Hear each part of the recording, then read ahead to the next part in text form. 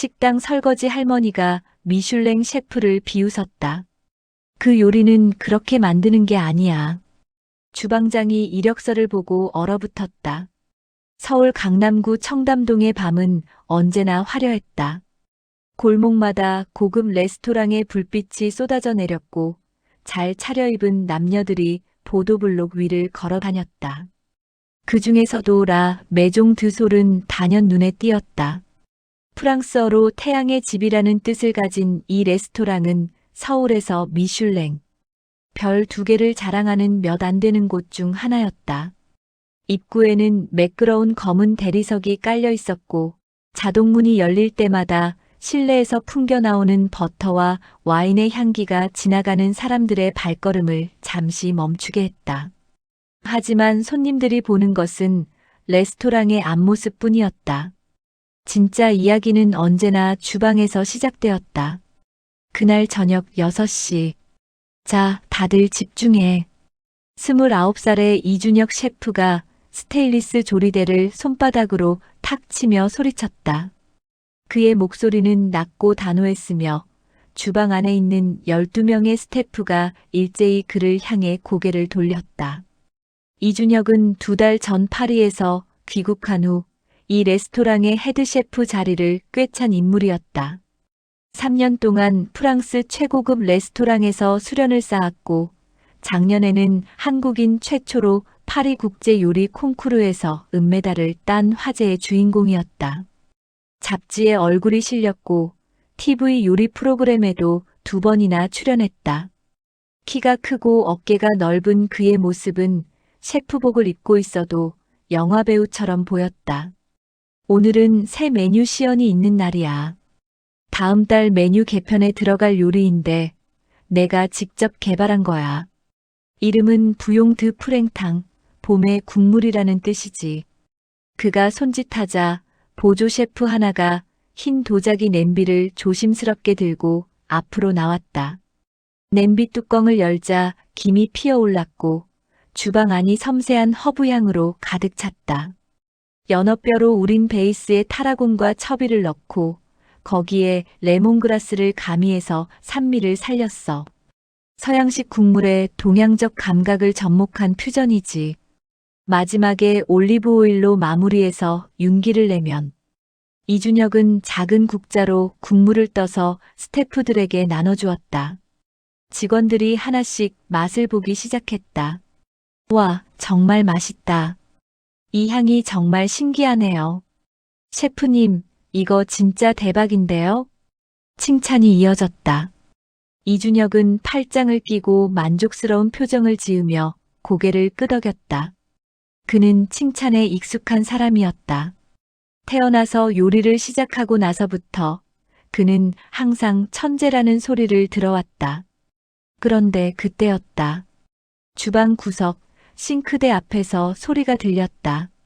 그 요리는 그렇게 만드는 게 아니야. 목소리는 크지도 않았고 위협적이지도 않았다. 오히려 너무 조용해서 순간 주방 안에 모든 소리가 빨려 들어가는 것 같았다. 이준혁의 얼굴이 굳었다. 모두가 소리가 난 방향을 바라보았다. 싱크대 앞에는 70대로 보이는 할머니 한 명이 서 있었다. 작고 마른 체구에 머리카락은 은발이었다. 낡은 앞치마를 두르고 고무장갑을 낀 채 그녀는 방금 전까지 누군가 쓰고 난 냄비를 닦고 있었다. 레스토랑에서 설거지와 잡무를 담당하는 박술래 씨 69살이었다. 지금 뭐라고 하셨어요? 이준혁이 천천히 물었다. 박술래는 그를 바라보지도 않고 냄비를 계속 닦으며 말했다. 그 소스 말이야. 레몬그라스를 처음부터 같이 끓이면 쓴맛이 나. 마지막에 넣어야 향만 살고 쓴맛은 안 나는데. 주방이 얼어붙었다. 이준혁의 눈 주변 근육이 미세하게 떨렸다. 아주머니, 저는 파리에서 3년을 수련하고 파리에서 3년을 있었으면 더 잘 알아야지. 박술래의 말은 짧았다. 날카로운 것도 아니었다. 그냥 사실을 이야기하듯 담담했다. 그것이 더 무서웠다. 이준혁은 이를 꽉 물었다. 주방 안의 스태프들은 숨을 죽이고 두 사람을 번갈아 바라보았다. 아무도 말을 하지 않았다. 이준혁은 한참 침묵 끝에 입을 열었다. 알겠습니다. 말씀해 주셔서 감사하네요. 그 말은 감사의 말이 아니었다. 누가 들어도 알 수 있었다. 차갑게 쐐기를 박는 말이었다. 박술래는 그에게 시선도 주지 않고 냄비를 헹구었다. 주방의 시연이 끝나고 직원들이 자리를 뜨기 시작했다. 이준혁은 자신의 조리대로 돌아와 칼을 정리하면서도 아까의 일을 잊지 못했다. 보조 셰프 최민이 다가와 조용히 속삭였다. 셰프님 신경 쓰지 마세요. 저 할머니 좀 이상해요. 원래 저러셔. 얼마나 됐어, 저분이? 한 5개월 됐나요? 오는 게 워낙 조용하고 주로 구석에서 일하시니까 잘 모르는 직원도 있어요. 그냥 아르바이트 개념으로 오시는 것 같더라고요. 이준혁은 고개를 끄덕였지만 마음 한편에는 무언가 불편한 것이 걸려 있었다. 설거지 할머니에게 요리 지적을 받은 경험은 그의 인생 29년 중 오늘이 처음이었다. 그는 자신도 모르게 레몬그라스를 집어들었다. 냄새를 맡아보았다. 그리고 조금 잘라 끓는 물에 넣어보았다. 잠시 후 맛을 보았다. 쓴맛이 돌았다. 이준혁은 조용히 레몬그라스를 내려놓았다. 박술래가 레스토랑에 처음 출근한 날은 늦봄이었다. 면접이라고 부르기도 민망한 자리였다. 총무 담당인 오대리가 그녀를 앞에 앉혀놓고 서류를 훑어보다가 무표정하게 말했다. 설거지랑 주방 청소 잡무입니다. 오전 10시에 나오셔서 저녁 9시에 퇴근하시면 돼요. 주 5일이고 시급은 최저 시급이에요. 박술래는 조용히 고개를 끄덕였다. 오대리는 잠시 그녀를 바라보았다. 은발머리에 주름이 깊게 팬 얼굴, 작고 가는 손. 어디서 봐도 평범한 노인이었다. 전에 무슨 일 하셨어요? 여러 가지요. 주방 일은 해보셨어요? 박술래는 잠시 생각하는 것처럼 보이다가 짧게 답했다. 조금요. 그게 전부였다. 오대리는 그녀의 손을 한 번 더 바라보았다. 손가락 마디마다 굳은 살이 박혀 있었고 엄지손가락 아래쪽에는 오래된 흉터가 있었다. 칼에 베인 흉터처럼 보였다. 크고 오래된 것이 한두 개가 아니었다. 요리는 조금 해봤다는 분치고는. 오대리는 그 생각을 삼키고 서류에 도장을 찍었다. 그러면 내일부터 출근해 주세요. 박술래가 사는 곳은 마포구의 작은 고시원이었다. 방은 좁았다. 침대 하나, 책상 하나, 그리고 창문이 하나. 창문으로는 맞은편 건물의 회색벽이 보였다. 그래도 그녀는 그곳에서 매일 새벽 5시에 눈을 떴다. 새벽 시장에 나가는 것은 그녀에게 오래된 습관이었다. 망원동 새벽 시장. 아직 어스름한 시간에 상인들이 트럭에서 물건을 내리는 소리, 젖은 아스팔트에서 올라오는 차가운 냄새, 그리고 새벽 공기 속에 섞인 야채와 생선의 냄새. 박술래는 장갑을 끼고 천천히 좌판을 돌아다니며 채소를 살폈다. 그녀의 손길이 닿는 채소는 달랐다. 가지를 잡으면 무게감을 느끼고 배추잎을 가볍게 눌러 수분을 확인하고 대파는 뿌리 냄새를 맡아보았다. 장을 보는 그녀의 눈빛은 고시원에서 창문 밖을 바라보던 눈빛과는 달랐다. 날카로웠다. 어떤 날은 새벽 시장에서 고등어를 한 마리 사왔다. 고시원 공용 주방에서 칼로 손질을 할 때 옆에 있던 20대 청년이 깜짝 놀랐다. 할머니, 생선 다루시는 거 보통 솜씨가 아닌데요? 박술래는 씩 웃었다. 이 정도야 기본이지. 레스토랑에서 박술래의 자리는 구석의 싱크대였다. 매일 수백 개의 접시와 냄비, 칼과 도마가 그녀의 손을 거쳐 깨끗해졌다. 직원들은 그녀가 있는지 없는지도 잘 모르는 것 같았다. 누군가 실수로 그녀에게 부딪히고도 제대로 사과를 하지 않는 일도 있었다. 죄송해요, 어르신. 그나마 사과를 하는 사람은 홀 담당의 신입 직원 김지수 뿐이었다. 22살의 그녀는 첫 사회생활에 서툴고 긴장해 있었지만 주방 어른들에게 꼬박꼬박 인사를 했다. 할머니, 오늘도 고생 많으세요. 고생은 자기 일 잘해야지. 박술래는 짧게 답하면서도 김지수를 보면 눈가가 부드럽게 풀렸다. 어느 날 저녁 주방 일이 마무리되고 직원들이 하나둘 퇴근 준비를 할 때였다. 보조 셰프 중 막내인 한상원이 한쪽에서 끙끙대고 있었다. 내일 만들 육수 베이스를 준비하다가 비율을 망쳐버린 것이었다. 갈색 육수가 너무 탁하게 되어버렸고 쓴맛이 강하게 났다. 어떡하지, 이거 다 버려야 하나? 그때 박순례가 조용히 그의 곁에 다가왔다. 봐도 돼. 한상원은 멈칫했지만 고개를 끄덕였다.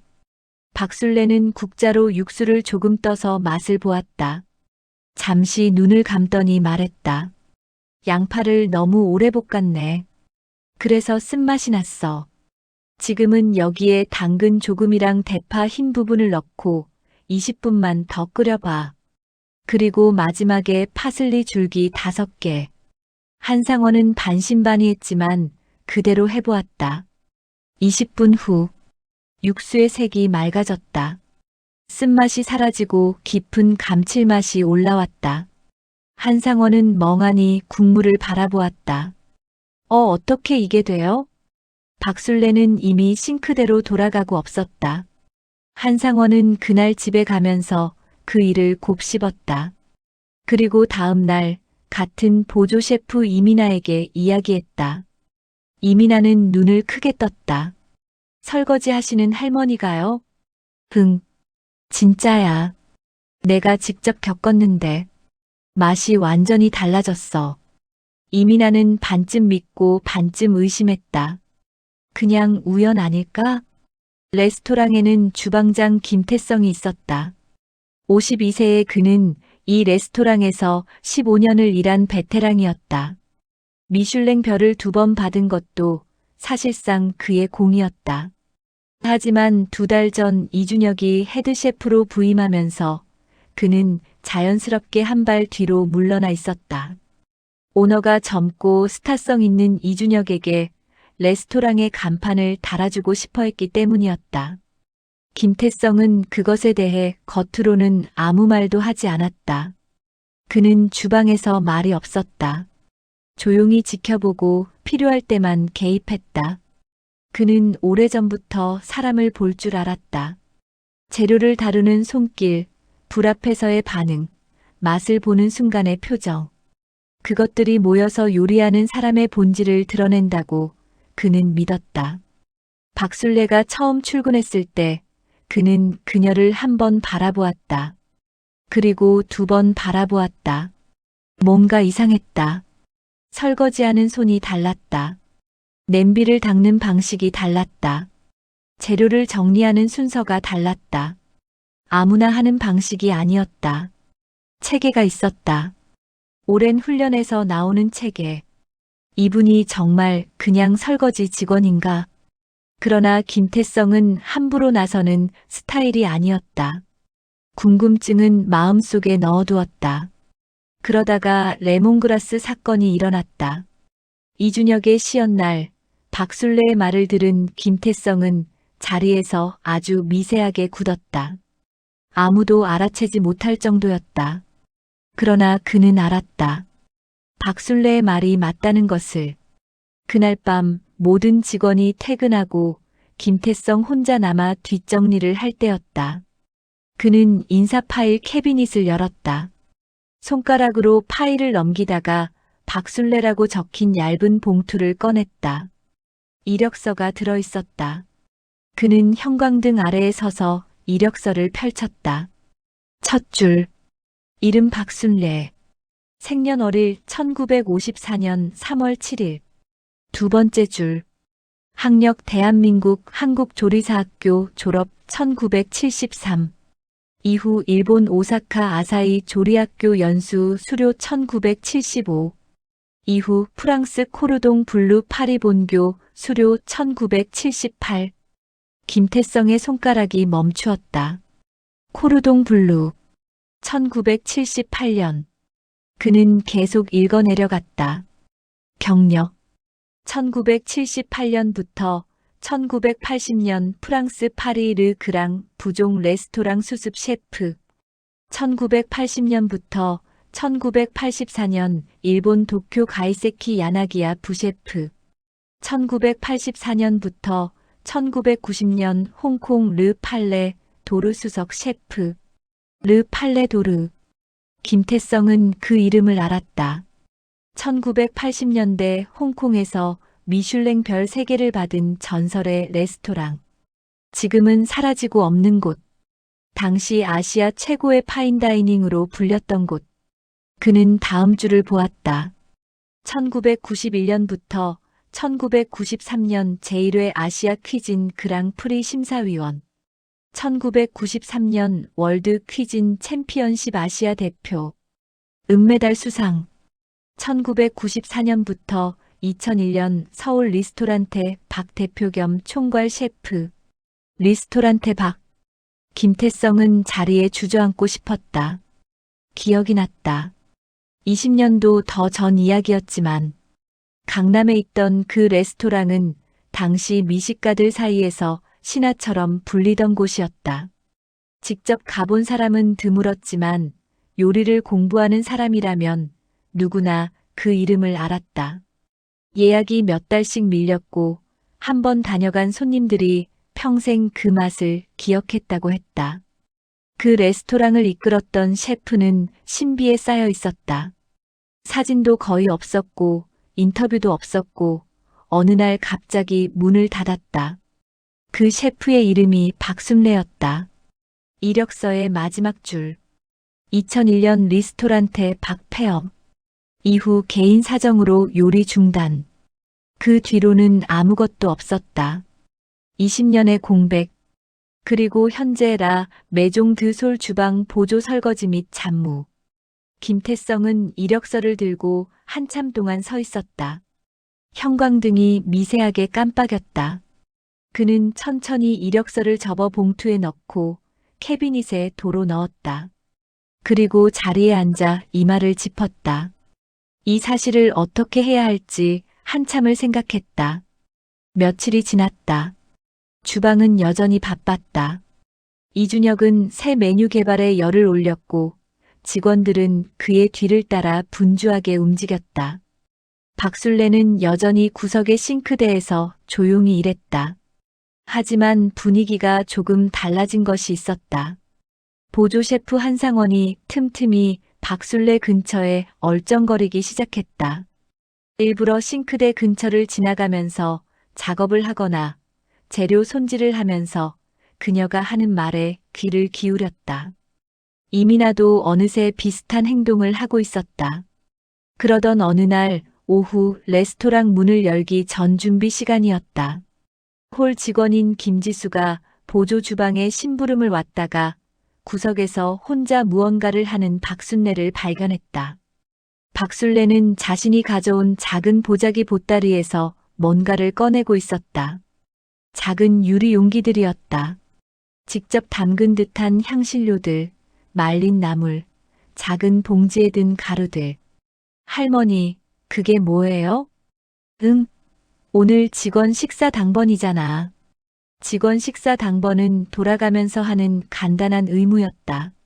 대부분 대충 라면을 끓이거나 편의점 음식을 사오는 수준이었다. 박순례의 차례가 된 것이었다. 뭐 만드세요? 그냥 국이야. 된장국.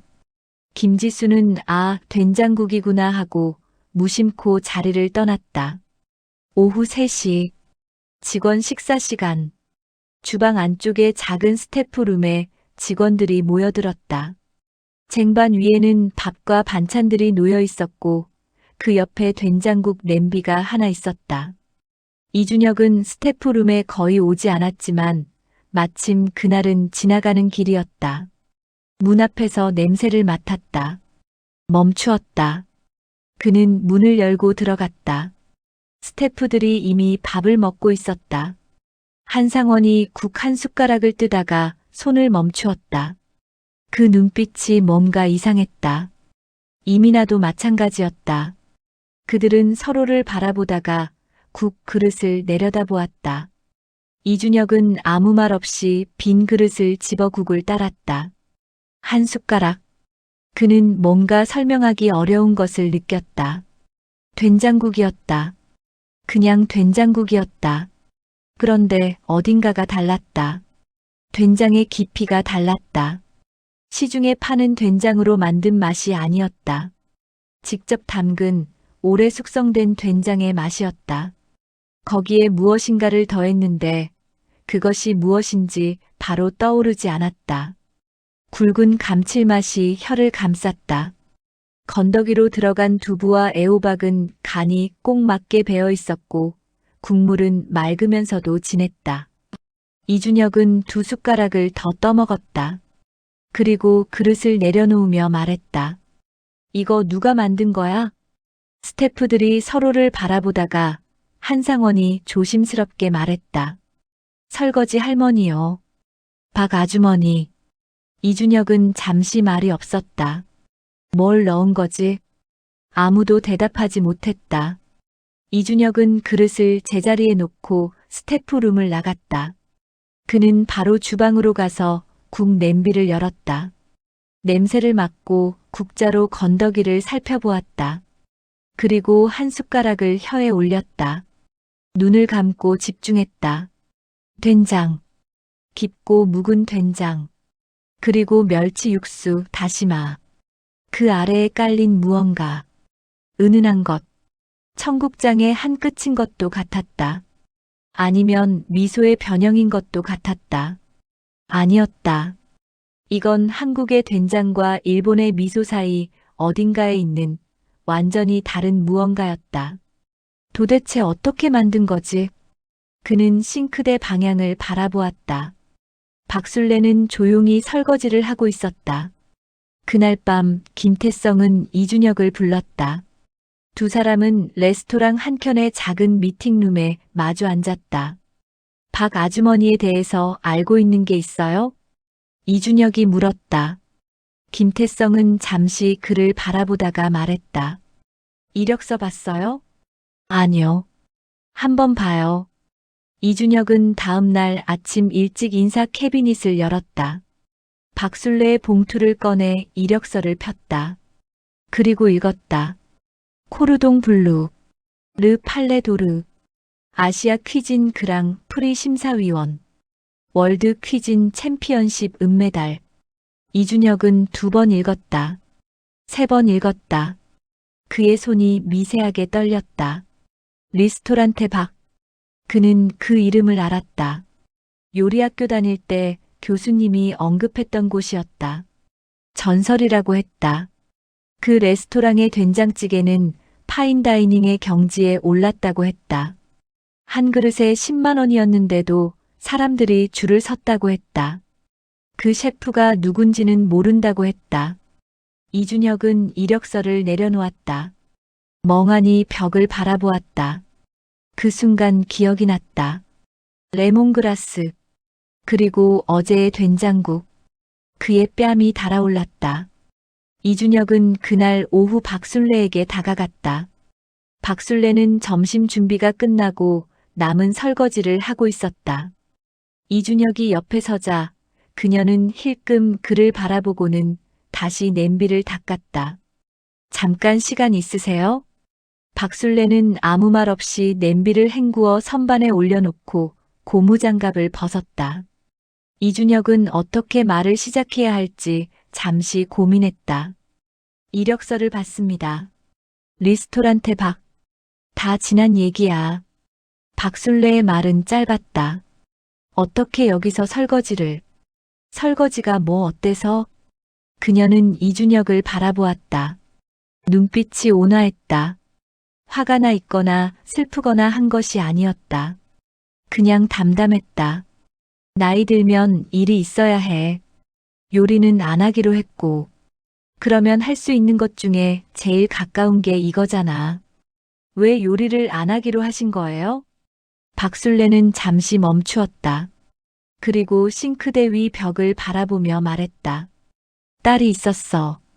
그 말에 이준혁은 숨을 들이켰다. 딸이 있었어요?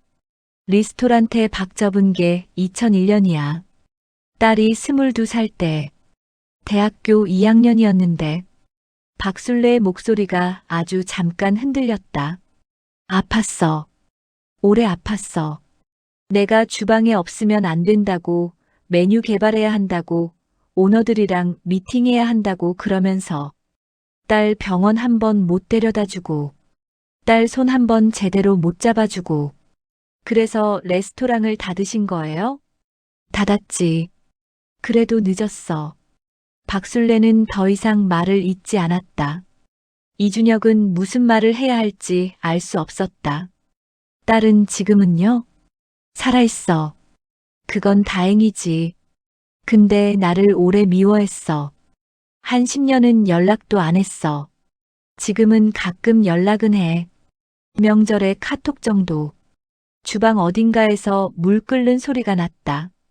요리를 다시 안 하는 게 딸한테 하는 사과라고 생각했어.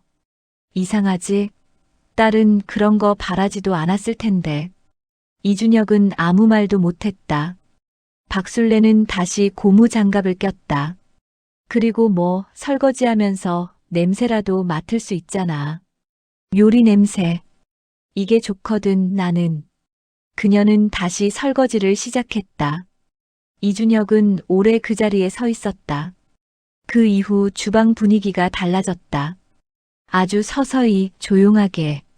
이준혁이 먼저 달라졌다. 그는 박술래의 싱크대 쪽에 가까이 서는 일이 생겼다. 대화를 걸지는 않았다. 그냥 근처에서 일을 했다. 가끔 그녀가 하는 일을 곁눈질로 보았다. 설거지를 하면서도 그녀는 주방을 보고 있었다. 무의식적으로 보고 있었다. 재료를 어떻게 다루는지, 불을 어떻게 조절하는지, 소스를 어떻게 만드는지. 그 눈빛은 그냥 구경하는 눈빛이 아니었다. 분석하는 눈빛이었다. 어느 날 이준혁이 새로 만든 소스를 조리대에 올려두고 자리를 비웠다. 돌아왔을 때 소스 옆에 작은 쪽지가 있었다. 박술래의 필체였다. 버터 타이밍이 늦어서 분리될 수도 있어요. 소스가 완성되기 직전에 넣으세요. 이준혁은 쪽지를 들고 한참 바라보았다. 그는 소스를 다시 만들었다. 쪽지의 말대로 버터를 더 일찍 넣었다. 소스가 달라졌다. 윤기가 더 났고 질감이 매끄러워졌다. 그는 쪽지를 주방복 주머니에 넣었다. 직원들도 하나씩 달라지고 있었다. 한상원은 아예 쉬는 시간에 박술래 옆에 앉아 이야기를 나누기 시작했다. 이민아는 그녀에게 소스 질문을 했다. 홀 직원들도 그녀에게 인사를 꼬박꼬박 하게 되었다. 처음에 박술래의 존재를 거의 인식하지 못하던 사람들이 이제는 그녀가 보이지 않으면 찾게 되었다. 그러나 박술래 자신은 변하지 않았다. 여전히 구석의 싱크대에서 일했다. 여전히 말이 없었다. 여전히 새벽 5시에 일어나 새벽 시장을 다녀왔다. 그리고 매주 목요일마다 직원 식사 당번이 되면 그녀가 만드는 음식은 조금씩 달라졌다. 어떤 때는 미역국이었고, 어떤 때는 간장게장이었고, 어떤 때는 이름도 모를 국물 요리였다. 하지만 매번 직원들의 반응은 같았다. 숟가락을 들다가 멈추고 눈을 크게 뜨고 서로를 바라보았다. 이건 뭐지? 왜 이렇게 맛있지? 결정적인 사건은 예상하지 못한 날에 터졌다. 레스토랑의 오너 최병호 회장이 주방을 방문한 날이었다. 60살의 최 회장은 이 레스토랑을 세운 사람이었다. 미식가였고 자신의 레스토랑에 대한 자부심이 대단했다. 그는 한 달에 한 번씩 주방을 방문해 직접 음식을 시식했다. 그날은 이준혁의 새 메뉴들을 최종 시식하는 날이었다. 주방은 긴장감으로 팽팽했다. 이준혁이 직접 만든 5가지 코스 요리가 하나씩 최 회장 앞에 놓였다. 전체 요리인 연어 타르타르, 수프인 부용 드 프랭탕, 생선 요리인 가자미 메니에르, 메인인 한우 안심 스테이크, 디저트인 말차 파나코타. 최 회장은 각 요리를 천천히 음미했다. 직원들이 숨을 죽이고 바라보았다. 전체는 합격이었다. 수프도 합격이었다. 생선 요리도 좋다는 표정이었다. 그런데 메인인 한우 안심 스테이크에서 최 회장이 잠시 멈추었다. 소스가 좀 단조롭지 않아요? 이준혁의 표정이 굳었다. 적포도주 환원 소스입니다. 클래식한 방식으로. 클래식한 건 알겠는데 이 레스토랑은 그냥 클래식을 원하는 게 아니에요. 뭔가 특별한 게 있어야 해요. 한국적인 정서가 담긴 뭔가. 이건 파리에서 먹은 것과 다를 게 없잖아요. 주방이 조용해졌다. 이준혁은 입을 꽉 다물었다. 그때 뒤에서 아주 조용한 소리가 났다. 잠깐만요. 모두가 뒤를 돌아보았다. 박순례였다. 그녀는 앞치마를 두른 채 천천히 앞으로 걸어 나왔다. 주방 전체가 얼어붙었다.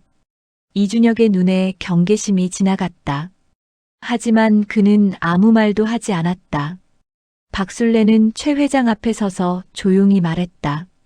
회장님, 실례가 안 된다면 소스 한번 만들어 봐도 될까요? 최 회장이 그녀를 바라보았다. 당신은? 주방 설거지 담당이에요. 박순례입니다. 최 회장이 이준혁을 바라보았다. 이준혁은 짧게 고개를 끄덕였다. 해보세요. 박순례는 조리대 앞에 섰다. 20년 만이었다. 그녀는 먼저 손을 씻었다. 칼을 집어들었다. 칼이 손 안에 딱 들어오는 것 같았다. 20년이 지났지만 손은 기억하고 있었다. 그녀는 먼저 샬롯을 썰었다. 얇고 균일하게. 칼소리가 조용하고 리드미컬했다. 옆에 있던 이민아가 멍하니 그 손을 바라보았다. 프라이팬에 버터를 녹였다. 불 온도를 세밀하게 조절했다. 샬롯이 황금색으로 변해갈 때 거기에 말린 표고버섯 가루를 한 꼬집 넣었다. 직접 갈아온 것이었다. 그 향이 순식간에 퍼졌다. 다음으로 간장 2방울, 아주 소량의 들기름, 그리고 적포도주. 주방 안의 모든 사람이 코를 킁킁거렸다. 이게 뭔 냄새야? 한상원이 속삭였다. 박순례는 소스를 졸였다. 정확하게 불을 올렸다 내렸다 했다. 마지막에 고형 크림을 조금 넣어 균형을 잡았다. 소스를 체에 한 번 걸렀다. 색이 깊고 윤기 있는 갈색이었다. 그녀는 이준혁이 구워놓은 한우 안심 위에 소스를 조금 얹었다. 그리고 물러섰다. 드셔보세요. 최 회장이 포크로 고기를 잘라 소스에 찍어 먹었다. 1번, 2번. 그는 아무 말도 하지 않았다. 10초, 20초. 주방장. 최 회장이 김태성을 불렀다. 예, 회장님. 이분이 누구야? 김태성이 말하기 전에 박순례가 조용히 답했다. 설거지 담당이에요. 아까 말씀드렸잖아요. 최 회장이 그녀를 바라보다가 천천히 웃었다. 설거지 담당이 이런 소스를 만들어?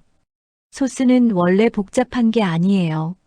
좋은 재료를 적당한 때에 정직하게 다루면 돼요. 주방이 조용했다. 최 회장은 다시 소스를 찍어 먹었다. 이게 내가 원하던 거야. 한국적인 정서. 표고버섯, 간장, 들기름. 그런데 프렌치 소스의 구조 안에 녹아 있어. 이게 바로 이 레스토랑이 가야 할 방향이야. 이준혁은 소스 냄비를 바라보았다. 그리고 박순례를 바라보았다. 그녀는 이미 다시 싱크대로 돌아가고 있었다. 그날 저녁 레스토랑 문을 닫고 이준혁은 싱크대 앞에 서 있는 박순례에게 다가갔다. 한 가지 물어봐도 될까요? 박순례는 고개를 들지 않고 말했다. 물어봐. 어떻게 그 소스가 나온 거예요? 표고버섯가루, 간장, 들기름. 그 조합은 교과서에 없는 거잖아요. 교과서에 없으면 안 돼? 요리는 이론과 기반이 있어야. 이론은 나중에 생긴 거야. 박순례가 고개를 들었다. 요리가 먼저야. 사람이 먹는 것이 먼저야. 그 다음에 누군가 그걸 설명하려고 이론을 만든 거지. 이론이 있어서 요리를 하는 게 아니야. 이준혁은 잠시 침묵했다. 저한테 가르쳐 주실 수 있어요? 그 방식으로. 박순례는 잠시 그를 바라보았다. 배울 준비가 됐어? 예. 배울 준비가 됐다는 게 어떤 것 같아? 이준혁은 잠시 생각했다. 모른다는 걸 아는 것? 박순례는 조용히 코웃음 쳤다. 그것은 비웃음이 아니었다. 그냥 잘 됐다는 표정이었다. 그래. 맞아. 그게 시작이야. 그녀는 다시 냄비를 닦기 시작했다. 내일 새벽에 시장 따라와. 새벽 5시 반. 이준혁은 눈을 크게 떴다. 새벽 5시 반요? 싫으면 말고. 아니요, 갈게요. 망원동 새벽 시장. 이준혁은 두꺼운 외투를 입고 나왔지만 새벽 공기에 금방 손이 시려졌다. 박순례는 그의 옆에서 시장 안을 천천히 걸어 다녔다. 저기 배추 봐봐. 예. 겉잎이 어떤지 봐봐. 속잎이랑 색이 다른 것과 같은 것. 뭐가 더 좋아 보여? 이준혁은 두 배추를 번갈아 보았다. 색이 같은 쪽이요? 왜? 균일하게 자란 것 같아서요. 반대야. 겉잎이 좀 더 짙은 게 좋아. 햇빛을 더 많이 받은 거거든. 광합성을 많이 해서 단맛이 더 올라와 있어. 이준혁은 배추를 다시 보았다. 그런 건 학교에서 가르쳐 주지 않았다. 어떻게 알았어요? 오래 보면 알아. 재료는 거짓말 안 해. 그냥 오래 보면 다 보여. 그들은 생선 좌판 앞에 섰다. 박순례는 고등어를 집었다. 눈을 봐. 예. 생선 눈. 어떤 게 더 좋아 보여? 이준혁은 두 고등어를 비교했다. 이쪽이 더 투명해 보여요. 맞아. 신선할수록 눈이 투명하고 볼록해. 탁하고 꺼진 건 오래된 거야. 아가미도 봐야 해. 붉을수록 좋아. 이준혁은 고등어 아가미를 들여다보았다. 그는 지금까지 주방에서 재료를 항상 유통업체에서 배달받는 것으로만 다뤘다. 새벽 시장에서 직접 고르는 것은 처음이었다. 박순례가 파 한 단을 집어들었다. 이거 맡아봐. 이준혁이 코를 가져갔다. 강하고 매운 냄새. 이건 좀 세지 않나요? 그렇지? 아직 너무 매워. 이건 좀 두어야 해. 적당히 향이 풍부하면서도 너무 맵지 않은 게 좋아. 그게 대파의 단맛이 올라왔다는 뜻이거든. 이준혁은 아무 말도 하지 않았다. 그냥 들었다. 그것이 가르침이라는 걸 알았다. 그들은 2시간을 시장에서 보냈다. 박순례는 많은 말을 하지 않았다. 그냥 재료를 집어들고 냄새를 맡게 하고 색을 보게 하고 무게를 느끼게 했다.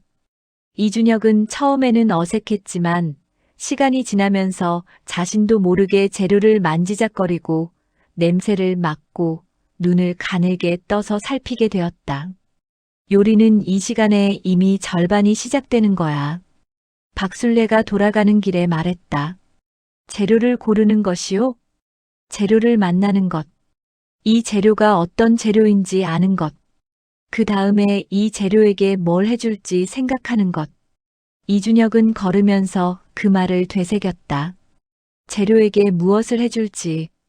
그는 지금까지 요리를 생각할 때 항상 자신이 만들고 싶은 것에서 시작했다.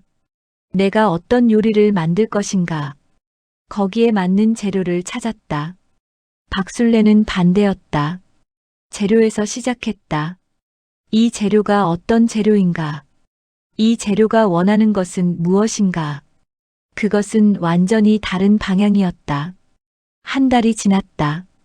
이준혁과 박술래의 관계는 레스토랑 안에서 조용히 알려졌다. 새벽 시장에 같이 간다는 것, 이따금 박술래가 이준혁의 조리대 앞에 서서 짧은 조언을 한다는 것, 이준혁이 그 말을 경청한다는 것. 한상원은 이민아에게 속삭였다. 셰프님 완전 달라지지 않았어? 응. 요즘 요리가 진짜 다르더라. 그 할머니한테 뭔가 배우는 것 같아. 할머니가 리스토랑테 박 셰프였다는 거 알아? 응. 김 주방장님이 슬쩍 얘기해 주셨어. 진짜야? 이력서에 있대. 세상에. 직원들 사이에서 박술래에 대한 이야기가 퍼져나갔다. 소문은 조용하고 빠르게 번졌다. 아무도 그녀에게 직접 물어보는 사람은 없었다. 그녀가 이야기하고 싶어 하는 것 같지 않았기 때문이었다. 그리고 최 회장의 특별한 지시가 떨어졌다. 이번 달 특별 메뉴를 하나 기획해봐. 라 메종 드솔의 정체성을 담은 메뉴. 한국의 정서와 프렌치 파인다이닝의 만남. 이걸 이준혁 셰프와 박술래 씨가 같이 개발해봐. 주방이 술렁였다. 이준혁은 최 회장의 지시를 듣고 잠시 말이 없었다. 그리고 박술래에게 갔다. 들으셨죠? 들었어. 같이 하실 수 있어요? 박술래는 긴 침묵 끝에 말했다. 해봐야지. 그것이 시작이었다. 그들은 주방이 비는 늦은 오후에 함께 앉아 이야기를 나눴다. 어떤 요리를 만들고 싶어요? 이준혁이 물었다. 박술래는 잠시 생각하더니 말했다. 겨울 저녁에 먹는 된장찌개. 그게 기억나? 그 직원 식사 때 드셨던 것이요? 그게 아니라 진짜. 어릴 때 어머니가 해주던 된장찌개. 그 맛 알아? 이준혁은 고개를 끄덕였다. 그는 경상도 출신이었다. 어머니의 된장찌개. 두부가 넉넉히 들어가고 청양고추가 들어가서 얼큰하고 먹을 때 땀이 조금 나는 그 맛. 그 온도야. 박술래가 말했다. 요리의 온도? 아니, 마음의 온도. 그게 우리 레스토랑에 있어야 할 것 같아. 화려하고 아름다운 요리. 근데 마지막에 먹고 나면 어머니 생각이 나는 요리. 이준혁은 그 말을 오래 생각했다. 그들은 메뉴를 구성하기 시작했다. 박술래가 콘셉트와 감성의 방향을 제시했고 이준혁이 파인다이닝 기술과 구조를 입혔다. 어머니의 김치찌개에서 영감을 받은 수프, 할머니의 잡채에서 온 파스타, 시골 닭죽에서 비롯된 리조토, 두세 개가 만났다. 세 번의 시험 조리와 두 번의 레시피 수정 끝에 메뉴가 완성되었다. 이름은 기억의 식탁이었다. 기억의 식탁 메뉴가 처음 손님상에 올라가던 날, 레스토랑은 만석이었다. 최 회장의 지인들과 음식 블로거들이 초대되었다. 주방은 긴장감으로 가득했다. 이준혁이 직접 최종 플레이팅을 했다. 그런데 메인 수프를 완성하는 마지막 단계에서 그가 멈추었다. 그는 박술래를 돌아보았다. 마지막 간은 아주머니가 봐주세요. 주방이 조용해졌다. 박술래는 잠시 이준혁을 바라보았다. 이 수프의 시작은 아주머니였으니까. 박술래는 국자를 집었다. 수프를 조금 떠서 맛보았다. 눈을 감았다. 잠시 후 눈을 떴다. 소금 한 꼬집. 이준혁이 소금을 넣었다. 끝. 이준혁이 수프를 플레이팅했다. 그것이 손님들에게 나갔다. 테이블에서 반응이 오기까지 얼마 걸리지 않았다. 홀 직원 김지수가 주방으로 달려와서 속삭였다. 손님들이 너무 좋다고 하세요. 어떤 분은 드시면서 눈물을 닦으시던데요. 주방 안이 조용히 웅성거렸다. 이준혁은 조리대 앞에 서서 눈을 조금 내리깔았다. 그리고 돌아서서 박술래를 바라보았다. 고맙습니다. 박술래는 국자를 내려놓으며 고개를 한번 끄덕였다. 그것으로 충분했다. 그날 저녁 모든 서비스가 끝나고 주방 청소가 끝나고 직원들이 하나씩 퇴근하면서 박술래에게 인사를 했다. 오늘 정말 대단하셨어요, 할머니. 고맙습니다, 박 아주머니. 오늘 손님들 반응 진짜 대박이었어요. 박술래는 한 명 한 명에게 조용히 고개를 끄덕였다. 마지막으로 이준혁이 주방복을 벗으면서 다가왔다. 한 가지 물어봐도 될까요? 물어봐. 요리가 뭔 것 같아요? 셰프님한테는요.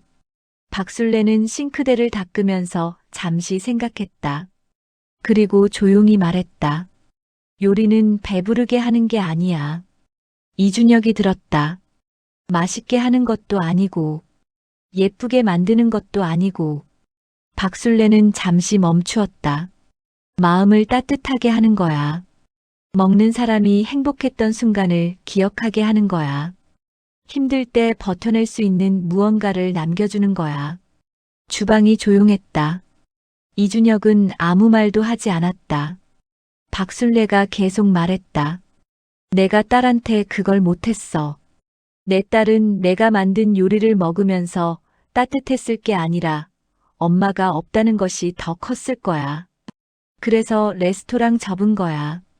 요리를 못해서가 아니라 내가 요리의 의미를 잊었던 거야. 이준혁은 가만히 있었다. 근데 요즘 다시 생각해. 어쩌면 다시 그 의미를 찾아가고 있는 것 같기도 하고. 박술래는 고무 장갑을 벗었다.